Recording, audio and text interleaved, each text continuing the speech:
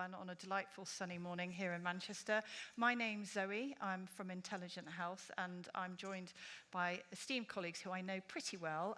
So to my right is Mike Image from Atkins Realis, who is a natural capital and environmental expert and economist.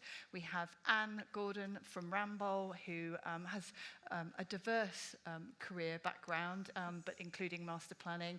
And last but not least, Waleed, who is the founder and CTO of Rebalance Earth. And they will speak a little bit more about their companies, their organizations as we move through. But I thought what I'd do is just start with a little bit of a preamble to this session, where we're going to look at can co-benefits unlock new funding pathways for transport. So transport today is, I think we all recognise, no longer a single-purpose system. It's the connective tissue that shapes how landscapes function, how community thrives, and how economies grow. Yet that connective tissue is under strain. From fragmented access and widening inequalities and social fragmentation, we've got potholes and degraded assets undermining productivity. We've got climate-driven shocks severing routes and isolating communities. And in parallel, we have biodiversity collapse and water stress demanding multifunctional infrastructure. We've got the changing societal needs and expectations of place. Recent national announcements reinforce the urgency and the opportunity, and we've got major schemes with significant funding here in Greater Manchester designed to unlock housing, jobs, and regional connectivity. So what do we need to do? We need to rethink how we invest, and while new reports warn the climate threats are escalating and that resilience investment delivers significant long-term economic returns. So we know that transport is economic additive. It boosts trip rates, connectivity, productivity, and trade. But this moment demands a shift from single benefit transport schemes to multifunctional, place-based investable systems. Systems where the co-benefits of health, safety, nature, resilience, community identity create super additivity in economic outcomes. And when co-benefits multiply, new funders enter the room, which Waleed will pick up on a little bit later. And the new Green Book really hardwires in this wider value. So for myself in Intelligent Health, I thought I'd just bring this to life through our community participation game called Beat the Street. And there's two places local to here that we've run that game, Trafford and Salford, because they show co-benefits are not abstract nice-to-haves. They are the mechanism that unlocks new investment logic. So in Trafford, a simple question, how do we help children travel safely to school, became a catalyst for behaviour change, family connection and community pride. We saw 40 to 50 cars arriving at the same moment, creating danger, stress and congestion. So little children running out across the street to greet their parents at risk of being run over. But when the streets were reclaimed, where 5-year-old chanted and held banners, "We want to walk now," as their slogan, parents began to take note of the active travel that had been put in place, whereby they parked and then walked their children to school. Stress reduced, pavements cleared, and parks that were also previously severed by the highways became part of daily life again. And this outcome mapped directly to funding sources from public health, from Sport England, from local housing developers, but also can link to corporate anchors in terms of leisure and even retail. So the question becomes, if one intervention delivers benefits across 6 sectors, why should transport be expected to fund it alone? In Salford, the story was different, but the lesson is the same. Research showed that increasing green space correlates with higher life satisfaction, but deprived wards weren't benefiting. And that really relates to that when communities are really stressed, like all of us when we're really stressed, we don't tend to go out and experience our place. And so the game that was played through Beat the Street there really started to activate communities with their space. There's a tower block that hid a wonderful green space, and it was just about reactivating and encouraging people to walk and experience that space that enabled them to start feeling safe, connected, and welcome, and had subsequent health and well-being benefits that were long-term and sustained. So really connecting isolated residents to community groups and building trust. So this aligns with the missions of integrated care boards, of often regeneration development partners, community safety partnerships, and climate funds, and notably philanthropic organisations. So we're seeing philanthropic organisations that will fund and counter isolation and loneliness, potentially being that catalytic fund that can top a project up into being viable. So I wanted to offer a simple provocation. So transport is no longer just about movement. It is about creating the social, emotional, environmental conditions for people to thrive. And when we design for co-benefits, we unlock new funding pathways that make our places more resilient, more equitable, and more investable. So let's turn that into practice. So I'm going to go through some governance, investment, appraisal, risk regulation, and community activation with Mike, Anne, and Waleed. So Mike, I'm going to come to you first. So we know that traditional appraisal and funding models have often been built around a single client, a single outcome or a single budget line, and that can unintentionally limit viability and suppress innovation. And from your experience, how have these models shaped the opportunities we've missed? Where do you see the most promising alternatives emerging, particularly around shared outcomes, shared risks, and shared value? And how can environment and nature valuation reshape the investment logic? Thanks, Zoe. So thanks for mentioning the Green Book earlier. In addition to Green Book in the transport sector, there's also a specific guidance, the Transport Analysis Guidance, or TAG, that sort of sets out how appraisal is done in the transport sector. But what we know from reviews of Green Book and so on is that it's, despite best efforts, it's usually the case that the benefit-cost ratio is still the dominant decision-making factor, and that's a pretty hard thing to shift. The consequence of this is it's quite hard then to favour projects or alternatives whose benefits are less tangible and less monetisable.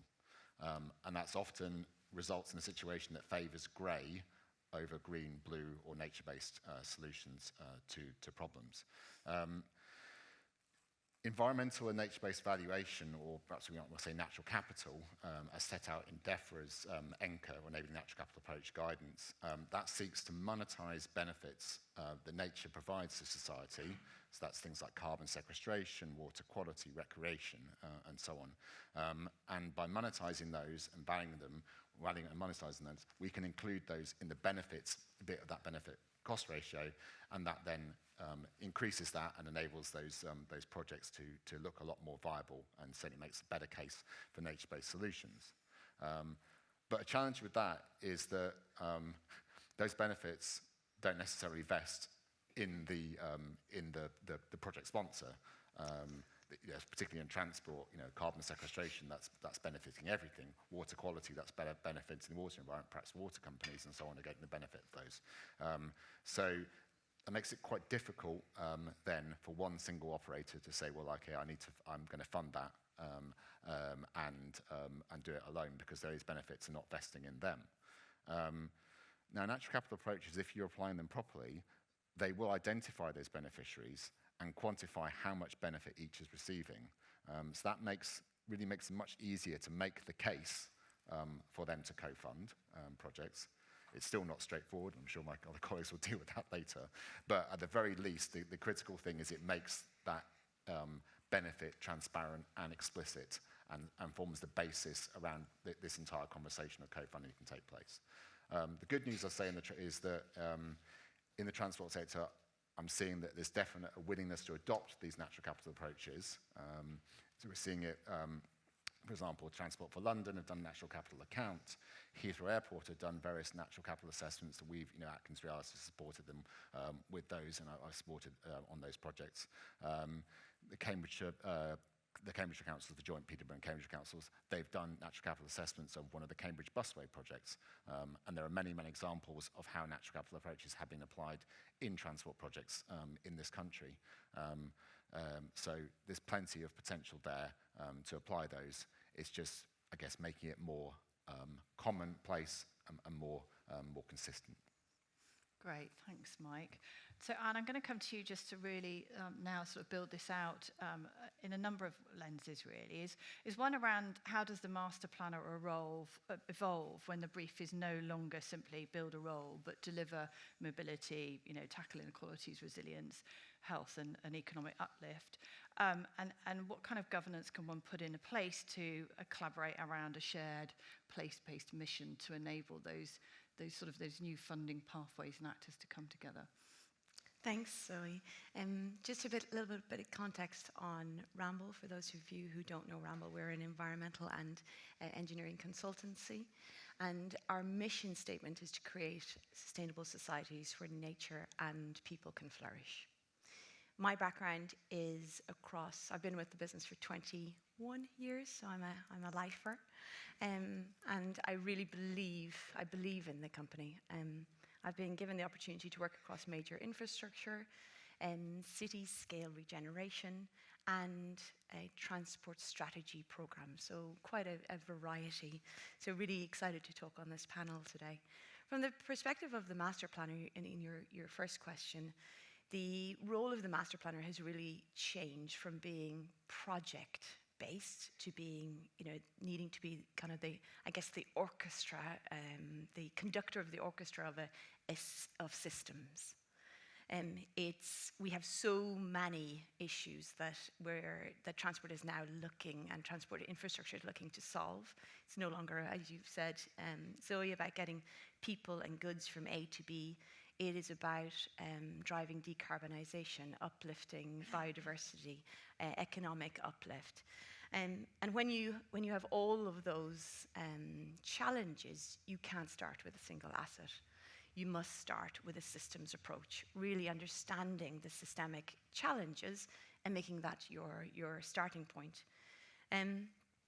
And then you can really start to bring in the right players. And that's a key part of the master planner's role, is to bring in the key players early on in the design process.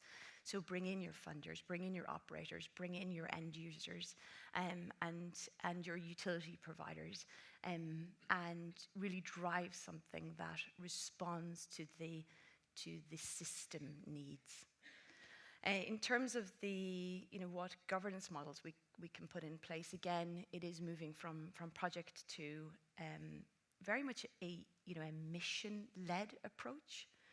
So rather than considering a single project and what the simplified version of what that's going to achieve, really understanding what are the problems, the wider problems and the place problems that we're looking to solve. And to drive that kind of a place-based mission, you need a sense of co-responsibility. You need the people and the actors that are going to be affected at the table. They need to know what their role is and how they can both play that part and then receive the benefit. And I think through doing that and driving that co-responsibility and understanding who's going to fund, who's going to lead, who's going to hold the risk, and then really allowing for that co-responsibility, allowing the lead of that partnership to evolve over time, because the lead needs to evolve as the project evolves, or as the mission evolves. That's largely. And have you got a national, international example of where that model has been significant and enabled those new investment pathways or new funders? I should probably use Manchester, because I just listened to Andy Burnham saying that they've done it. It's a work in progress, but actually the fastest growing economy in the UK, I think he said a couple of times. But I won't use that one because it's not one that I'm super familiar with. But the one that I guess as Ramble we're more familiar with is Copenhagen. So we've been working with Copenhagen for the last 30 years. So we've been very much a partner with the city. And things haven't always been rosy. In the 1990s, so not that long ago, the city was near bankrupt. The harbour was polluted. The unemployment rate was at about 19%. It was not a good place to be. The population actually also had shrunk from 750,000 in the 50s to 460 in the 90s. So it was really in a bad state of repair. And the city, recognizing that, didn't didn't approach it by just looking at individual projects and look at individual, regeneration projects. The approach they took was one that they did in partnership with the national government, and they created a development corporation. So the development corporation was responsible for driving growth by using the metro as the catalyst to drive urban regeneration. It's not to say that the metro was funded by, the metro wasn't actually funded by public subsidies. What they did was take the land around the future stations, took that into the development corporation, and used the value of the increased value of the land to then drive to fund the metro. So a really good example of driving a mission-based and a mission-focused approach to regeneration. I think the metro alone now carries 120 million passengers, and it's put billions of pounds back into the regeneration at an urban level. So a really good example of where you can bring kind of the land utilities funders together in a model that drives those co-benefits across the city. And now it's, as my colleagues would say in Copenhagen, the best place to live, and they're all happy. And they're all super happy. None of them are unhappy. It's one of my favourite brilliant cities. It's one of my favourite cities, an although awesome it's a city. bit pricey, but awesome. it's fun. Yeah, fun city. Absolutely. So Welly, just building then on Anne's element there around governance and the role of the master plan and widening the brief. What also, from your experience at Rebalance Earth, helps enable and widen that investment case? So you have to look at it very much at a whole kind of a catchment level. But before I start, let me give you a quick introduction on who is Rebalance. So we're a fund that invests in nature as infrastructure, just like rail and roads is infrastructure, rivers, wetlands, forest is infrastructure. And when we invest in nature as infrastructure, is to help solve 5 business critical problems in this order of importance: flooding, drought, water quality, biodiversity loss, and carbon emissions. And why is that important? Because even if you look at Network Rail in 2023, they had to spend close to 130 million pounds in delays compensation because of flooding. So it has a real economic value when it floods or other kind of natural impact that impacts either your assets, the train tracks, or has a business interruption where you have to do some kind of compensation of some sort. But guess what? When a flooding event happens, it doesn't just hit Network Rail. It will hit a number of other companies. And the problem we're seeing is that it's twofold. One is that individually, a company says, why am I going to fix it all by myself? A, it's too expensive. And B, traditionally, this is something that the EA had to do, or DEFRA, it's a government responsibility. But guess what? The funding for these sources has dried up. So how do you bring this kind of systems change that we're talking about? And the approach that we take at Rebalance is that it's literally when we look at a whole area, we try to identify who are all the companies who are being impacted by flooding, by drought, and by water quality. But if we focus on the case of flooding for now, it will hit Network Rail, it will hit a number of companies, but also it will hit the substations. So you may not get flooded, but guess what? If your substation that you're dependent upon for power gets flooded, you will lose power. See what happened when Heathrow lost its substation due to fire. It could have been due to flooding. So that gives you a real-life example of what happens when a substation goes down. So then you go around the whole area and you start calculating how much are they being impacted. That is an economic cost. Then the conversation you need to have is not with the corporate social responsibility officer, it's with the CFO. It's to say, actually, this is your monetary cost. This is your real asset damage you're having. And this is for how many days you're going to have to close shop because of flooding, because of loss of power, because of loss of transport. And then the question is simple. It's, how do you want to tackle this? Do you want to do it with gray infrastructure? Fine, that will have its its benefits, but climate change has shown that gray infrastructure has a limited lifespan? Or do you want to try and look at it from a nature perspective? Actually, if we reconnect our rivers to their floodplains, they're not going to flood in this manner. Because guess what? Over 90% of our rivers in the UK have been straightened. That's why they behave badly.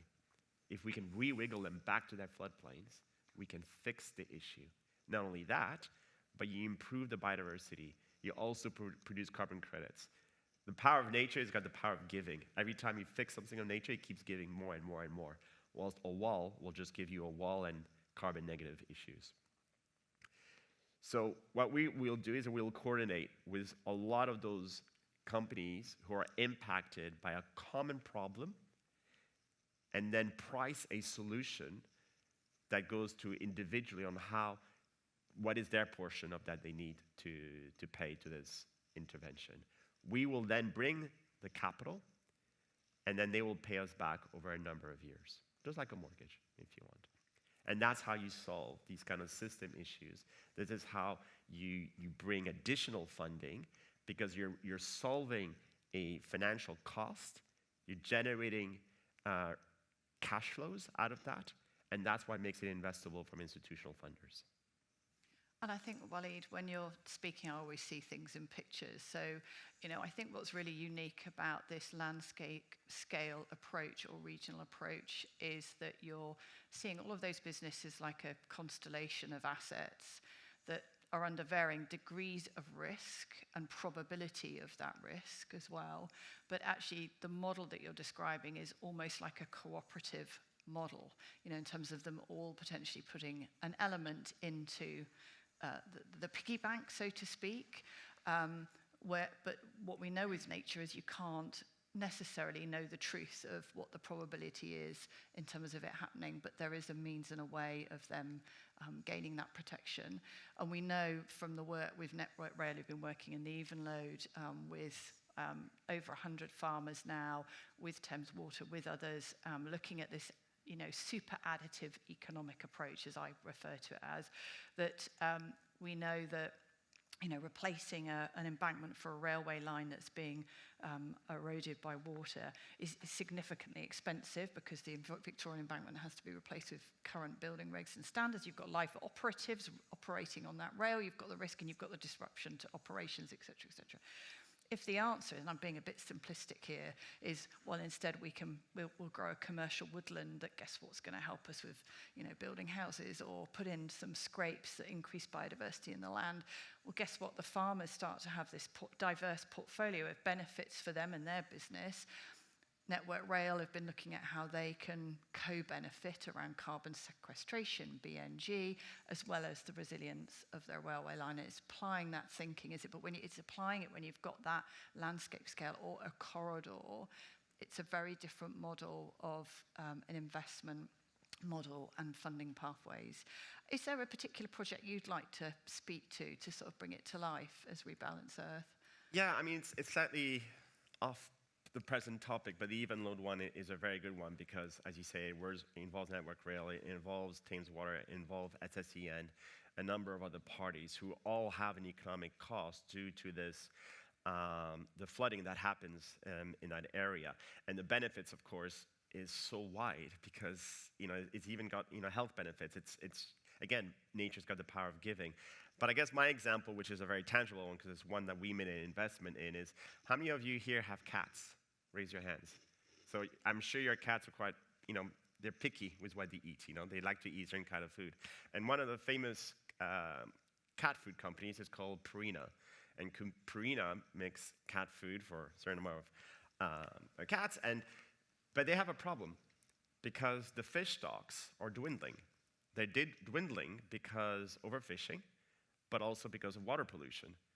And this is an example of a company who has a real risk that sits on their balance sheet. How do I fix it? How do I get the fishies back? Well, I can't really stop the over-catching of the fish, but I can fix the pollution issue. And that's where we came in with our partners, Oyster Heaven, because a single oyster cleans 200 liters of water a day. So we planted 4 million oysters off the coast of Norfolk. So that's 800 milliliters of water that's being cleaned every day. And in the months to come, we're hoping to see the fish come back to the Norfolk area. But this is how you use nature to solve a business problem, but at the same time, oysters' presence in the Norfolk will increase the biodiversity and hopefully keep your cats nicely fed. I never thought we'd be talking about cat food today, but it's a great example, Walid. So we know that transport can either heal or deepen inequalities. It can connect people to jobs and skills, reanimate high streets through active travel, and reduce long-term health burdens and strengthen social cohesion. But to all of you, really, in terms of answering this, how do we meaningfully appraise these co-benefits so they influence prioritization and funding? I think one of the things I would say is we need the consistency of how we measure. We talked today, and I was really impressed by Chris Boardman, who it was the power of twos for me. It was, if we can move kids, if we can move half of the journeys that kids make going to school, we would save 2 million miles, 2 billion minutes, and save 2.5 billion pounds worth of infrastructure costs by taking cars off the road. We need measurements like that, maybe not such big numbers, but the smaller numbers, which can be applied then into the appraisal system. And not embedded like directly into the appraisal system, not as annexes or something extra and kind of almost nice to haves but not essentials. They must be essentials, because if we start really valuing the co-benefits, then those co-benefits will need to be delivered. But at the moment, I don't think we're valuing them. I don't think we're counting them. No, so, certainly not in the transport sector, at least not consistently. The transport analysis guidance tag it does have a section on environmental capital, so there is a sense in tag that gives a way in which these benefits can be considered, but its recommendation is to do it on a qualitative basis. Mm-hmm. So you're missing that opportunity to really get those important numbers. Yep. And monetize it. And monetize it. And what leaders say, that's really important if you're going to want to have a conversation with the CFO of a company that's potentially benefiting from those, because you can actually give them some real numbers. So it's important to have that appraisal framework that has some real monetizable metrics in there that can provide those that kind of information that can inform decision making. Yeah, and we were talking about this just before about time being a key barrier, and we look at a related sector of the water industry and AMP cycles. These things, there is that multifunctionality that we need to build in, and how do we create those longer term time frames? Walid, you were going to come in.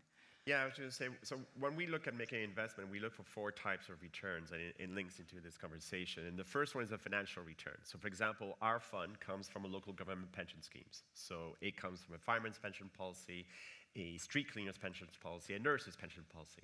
So these are not rich people, but these are people who are also entitled to get a 10% return on their investment year on year, but in the twist, to help them build a world worth living in.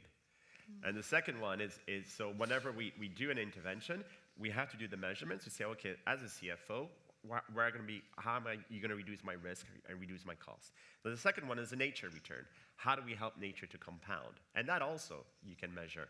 And that links to the financial return, because you're going to get biodiversity units, BNG, you're going to get carbon credits, which are the nice, from my perspective, cherry on the cake that you can then sell off. The third one is a social benefit. How do you help people reconnect with nature, have access to the green spaces, improve their mental health, create green-related jobs? And then the fourth one, which is a lot harder to measure, is the inspirational return. So there is in the UK roughly 100 billion nature deficit gap. We're the worst in the G10 countries. So we want to grow our fund to 10 billion by 2035. That's still just 10%. But we want to inspire others to copy us and say, okay, we just did this investment for oysters. Here's our playbook. Please copy us, because this needs another 90 billion to hit it. So that's, I would spin it a little bit in terms of the co-benefits from this 4 return matrix. Yeah, yeah. And just building on that, I don't know whether, Mike, you want to come in really around how cross-sector value rather than short-term single-sector outputs could be levered or thought about differently. So is this around the sort of the way that it's done in the water sector? Yeah, Is that, yeah. okay, yeah. I mean, I suppose come back to what you said at the very start, just perhaps give more introduction on AtkinsRéalis. I mean, AtkinsRéalis is a multidisciplinary consultancy. We work across multiple sectors, not just transport and aviation, but defence, buildings and places, and quite significantly water. And as natural capital consultant and environmental economist, I'm lucky enough that I get to work across a number of different sectors on various projects, and quite a lot of that has actually been in the water sector. And why is that? Well, the water sector is really led on the natural capital approach, and that's partly because I think the sector can perhaps more immediately appreciate its dependency on natural capital. You know, it needs water abstract, and it needs somewhere to discharge effluent. But also, what's different in the water sector is that the sector-specific guidance, the regulation, the steer from policymakers is much, much more explicit on natural capital. So there's something called the Water Industry Strategic Environmental Requirements, or WISER, and that sort of really requires water companies, when they're thinking about how they think about environment, how they think about resilience, flood risk, and their strategic business planning, they have to adopt natural capital approaches to monetize benefits at strategic and project level, so whether it's a massive reservoir or whether it's a really small river restoration project, they're having to really think about monetizing those benefits and considering that within the decision making. They're also expected to adopt and apply catchment and nature-based solutions. That's something that's really sort of embedded into the steer that water companies get.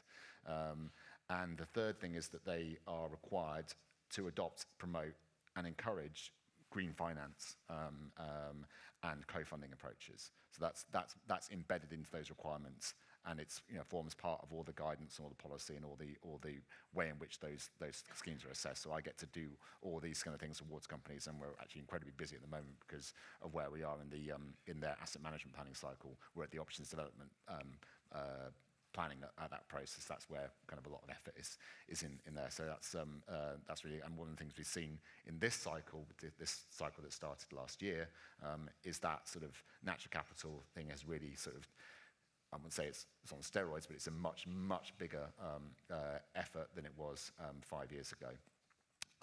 And we're really seeing these applied across the water sector. So this is something that definitely transport can take on. It's perhaps less obvious to transport. Maybe the dependencies on nature are perhaps less obvious, but they're still there, and I think people are increasingly aware of them. So it's not just about sort of the softer state being considered as a sort of a nuisance, leaves on the line and so on. There's an idea that transport softer state, and it's been known, I think, for now sort of 15, 20 years now. There's been quite a lot of research on how transport softer state provides a lot of benefits in terms of carbon sequestration, potentially biodiversity, potentially acting to improve water quality and to neighbouring watercourses and so on. So there's a real way in which transport sector can adopt some of what's happened in the water sector and apply that and make these things more consistent. Again, I think we are seeing that happen. To reflect on Waleed's example with Network Rail in the Evelyn catchment, but it's not just that. We've seen National Highways also a couple of years ago did a natural flood management pilot in the Dales, I think it was, to look at, try to prevent flooding, or see if it could prevent flooding on the M62, M65, and A616. And that was a really interesting project because as part of that, we got to try and value what the wider benefits were of that project. And it was quite interesting because if you just looked at purely the flooding bit alone, it's some cases it's possibly marginal as to whether it was justifiable, whether the cost of the investment justified the benefits that it received in terms of the disruption to the M65 and M62 and so on. But if you were to look at the wider benefits, the carbon, the biodiversity units, potentially the water quality that was delivered, if you could somehow get other organisations to put into that pot, then the benefit cost ratio, at least as far as the highway is concerned, would be much more attractive, and you know, it would be a no-brainer for them to do that, to extend that pilot more generally. So this is where this sort of, you know, adopting this approach that's commonplace in the water sector would really be beneficial to apply in transport. I think just building on that, I think you're absolutely right that the regulators have a huge part to play in what they measure. If they measure reduction in cost alone, then they're not measuring, and they're not requiring operators to measure kind of the real value. But I think you mentioned in the water is a great example. I think transport actually does have an amazing ability to drive co-benefits. I think you mentioned that it's kind of difficult, but I don't think it is. I think we've made it. Perhaps we've made it difficult because actually it's not our starting point. And the blue-green infrastructure, which you mentioned, Walid, earlier, I think that's a really great example of where we can design our streets and our placemaking to yes, create a place and a somewhere that people can move and interact and bring their goods and services, but that can also drive flood reduction. It can drive bringing the green into streets, which has a direct correlation then to health benefits. So I think if active travel, which again Chris Boardman, who I was quite stunned by this morning, but Chris Boardman was talking about the savings that could be made, particularly in public health, if we drive a active travel but enabled by green-blue infrastructure. If we marry those things, I think one of the metrics he mentioned this morning was £2.7 billion worth of savings in healthcare alone if we drive a more active community. But I think transport can very much drive those co-benefits, and quite easily. We just need to change our perspective from infrastructure being a cost to infrastructure really being a value creation for places and people. But I'm not sure I agree with you that we're not, the perspective isn't there. Perspective is definitely different. But the water seems to have cracked it. I think the other element that we know to be true is that the Regulator's Office of Rail and Highways is currently measuring traditional aspects of infrastructure, how many drainage pipes are you putting in, how many kilometres, etc., when it's not measuring some of the things we're touching on around the utilisation of nature-based solutions, which actually deliver those wider benefits and still achieve the same outcomes. So there's quite a lot to be done in this next period. I think it's the next 2 years before the next regulatory window moves forward. So we need to influence and have some change. The other thing that strikes me is the role of leadership. And I've been watching the Good Economy, who some of you may be familiar with, their place-based impact lab, and looking at the structures and how we frame, local government pension funds, but other sorts of investment with a place-based lens, and talking and highlighting around the role of the fund managers, but equally, sitting on the other side, you've got the engineer, the master planner, the scientist, the private investor. There's a piece here for me around, the leadership that's needed to actually broker and bridge these various aspects is absolutely key. The systems thinker and integrator is going to be key. And I don't know what your own experience is around, having those types of individuals in the room being key in terms of enabling this to be achieved. Walid's smiling, so I'm going to pick on you.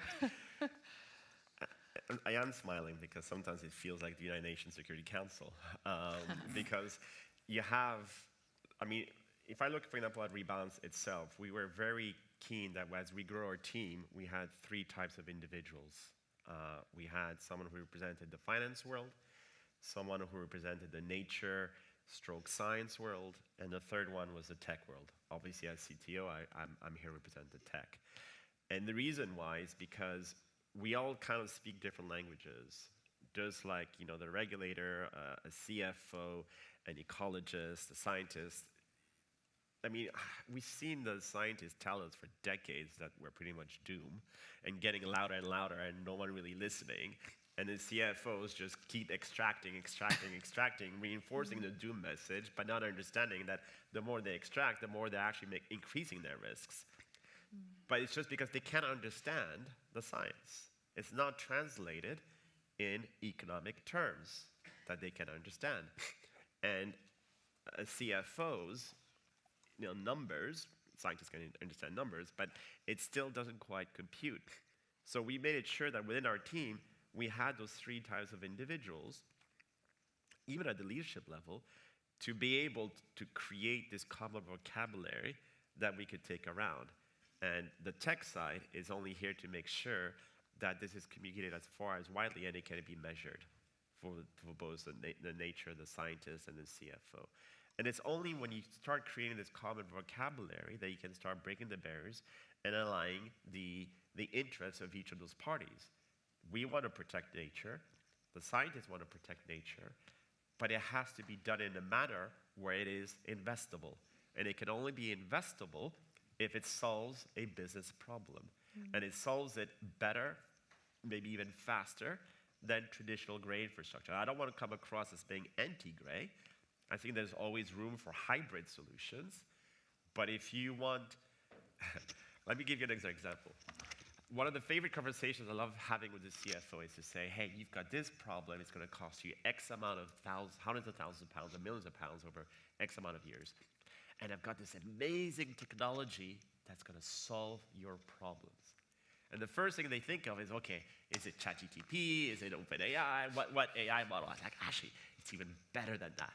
And it's been tested for thousands and thousands and thousands of years. It happens to be called nature. And the thing is, nature unfortunately has a branding problem, right? We always thinking about tree-hugging people that are, we need to save the world and so on. But actually, it is the most robust infrastructure we have in this planet. We just need to leverage it correctly to answer those business problems. And we're part of nature, which is a thing we We are often part of forget. it, yes. Often forget.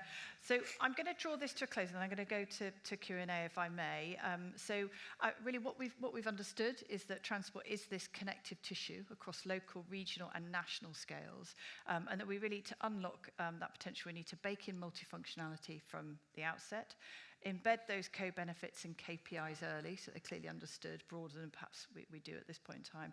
Build those collaborative governance models that you're talking about that support that cooperation across public, private, and community and nature-based value. And then create those investable propositions that blend funding streams and reduce the long-term costs, so seeing risk as a value upstream. Transport investment, will not be unlocked by doing more of the same. It will be unlocked by recognizing that transport is no longer just a movement system, it's a social, environmental, and economic system that shapes how people live, connect, and thrive. So we've got that sort of consensus around co-benefits are not peripheral. They are the value, that's really what we're saying. And when we design for safety, health creation, nature, resilience, belonging, and economic uplift, we can create propositions that speak to multiple missions and therefore multiple funders. Recognise that we sometimes speak different languages, so we've got to find ways of talking to each other. And I have to say that here in Manchester, Trafford is showing us that reclaiming streets for children delivers safeguarding and family connection, well-being, park activation, and retail uplift. So we're getting many benefits. But we've also heard that governance must evolve, and the master planner's brief is no longer build a road for man, and appraisal frameworks must shift from short-term single-sector outputs to long-term and cross-sector value. So I'm now going to open up to the floor and ask you, if you have any questions for this wonderful panel, and how we all now begin to scale this and make it real at pace. So thank you, Walid and Mike, and over to you if there's any questions from the floor.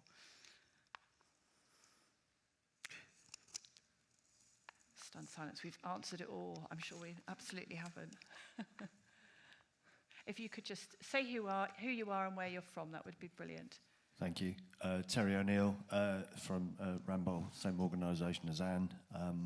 So question around the planning and delivery of transport schemes, and this is an excellent forum, this 2-day session to discuss this and work out how we can do it better, faster, more efficiently, all the factors you've just mentioned. In terms of the timescales, one of the challenges that co-funders, I think, have is literally the length of time it takes projects to get so-called shovel-ready. And I just wonder, coming back to some of the points you were making, Walid, around those early interventions, is there a way, and sadly this would take governmental intervention, I'm sorry to say, but is there a way that the design and environmental appraisal assessments could take place, if not at the same time, but in some form of feedback loop, to actually accelerate that process and bring the schemes forward more quickly, reduce risk, and actually enable the benefits to be delivered more quickly? Thank you. Great question. Yeah. So, at least from our experience, what turns out to take longer than that is I think it's 2 steps. One is getting all the companies who are at risk to A, educate them and understand their risk, B, educate them that nature can help solve that risk, and C, make them realize that they can't be a free rider in this. So they're not going to be dependent on 1 or 2 big companies to pay for it all, and that they have to be part of this. And that, unfortunately, takes a bit of time. Because whilst you're doing that, the environmental appraisal has to be done, but you also have to work with all the landowners, because you have to potentially move a river, or you have to create a wetland. You have to use someone's land. So you have to be able to negotiate with all of those different landowners on the economic benefits they would have to be part of this restoration scheme. And all of these things can take quite a few years. I mean, Evenlode took, at least 4 or 5 years to get to this stage. It did, although there is an opportunity there where now we have got that blueprint, and you can bring farmers with farmers, and where you're in a place where you can accelerate because a lot of work's been done, and you can invite people along. Because I remember when that started 8 years ago, we were with the farmers looking at a scrape out in a landscape 8 years ago. We'd no idea we were going to get to where we have got to in the time that we have. So I think that helps, those blueprints, which is what you were picking up on, Anne, and bringing those international examples in. But I think you're spot on in what you're saying, is in terms of that benefit realisation coming upstream, so that you can really see that if you don't, you can't afford not to do this and accelerate. And I suppose the other lens I would say is that if we could apply that lens to those communities at most risk, so where we've got communities with deprivation, social fragmentation, you see more of that polarization of views, which has a real drain on, the overall place in terms of the economic prosperity of that place. We know with the work that's been done with Beat the Street that engages whole communities, 200,000 people plus in getting involved and rethinking their place and playing the game. By engaging communities right at the beginning and thinking about what their future place might be, what the risks are, what the opportunity is, you're actually engaging in a democratic process where they are therefore buying in. So hopefully when you get to your planning, and with your funders, you've already proved that you've got the community are already 100% engaged, and they've got their indelible fingerprints all over it, and they can see themselves in it. And we're in a unique position of having digital technology to sort of bring those stories and that to life. So I think that's the other piece that's got to happen, is getting better at bringing that upstream. It's the areas of most risk that are in the most need, and how we prioritise against that. Any more questions? Yes, the lady here. Yeah, hi, my name is Jules Townsend. I'm Chief Executive of the Community Rail Network. We're a nationwide grassroots movement involving local communities with their railways and seeking to unlock greater value from the rail network for and with local communities. So we are very conscious of the need to kind of better evidence the co-benefits that rail delivers, and indeed the value that's being created across our movement. However, we're also conscious of the risks associated with trying to monetize everything, particularly the risks to goodwill amongst volunteers and within local communities. And I think also, conscious of the arguments that have been made by numerous academics around trying to monetize nature and the risk of commodifying nature. So I'm just interested in the panel's views on how do you square off the need to better understand the value being created and evidence that with the risks of trying to monetize everything and the challenges where often the people who are at the coalface of creating co-benefits and eking out greater value from transport, they're often least able to evidence that. So there's that risk of devaluing, if you know what I mean, because we can't produce the right kinds of evidence. Sure, I can attempt to answer that, I suppose. It's a great point. It's one, you're right to say that it's one that sort of academic, and particularly in the academic sector, there's been sort of a debate over many, many years about whether this is the right thing to do in terms of monetising the value of the environment. I think the key thing to differentiate is the difference between monetising and selling.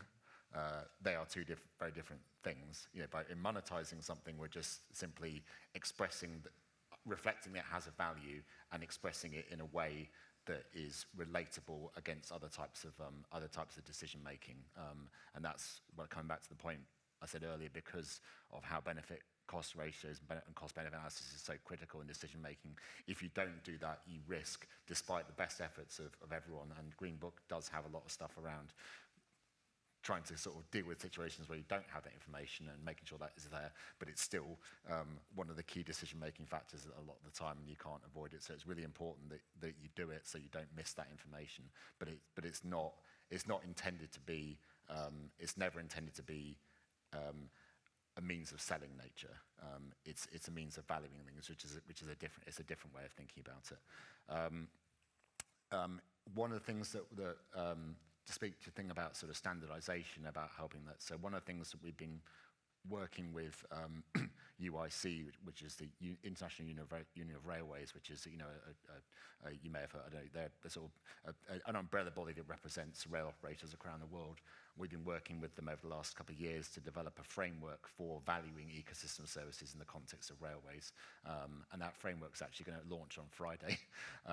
And the idea behind that is to provide a sort of standard framework by which these benefits of nature can be valued in the context of railway projects, and to do so in a way that's accessible for non-economists by using pilot case studies, one of which is actually that network rail flooding example that Waleed mentioned. So that's one of the case studies that's in there. So we're hoping that framework will provide rail operators or those who have got interest in railways around the world with something that's a little bit more tangible, that can help them sort of understand the complexities and the challenges of monetizing benefits or valuing benefits.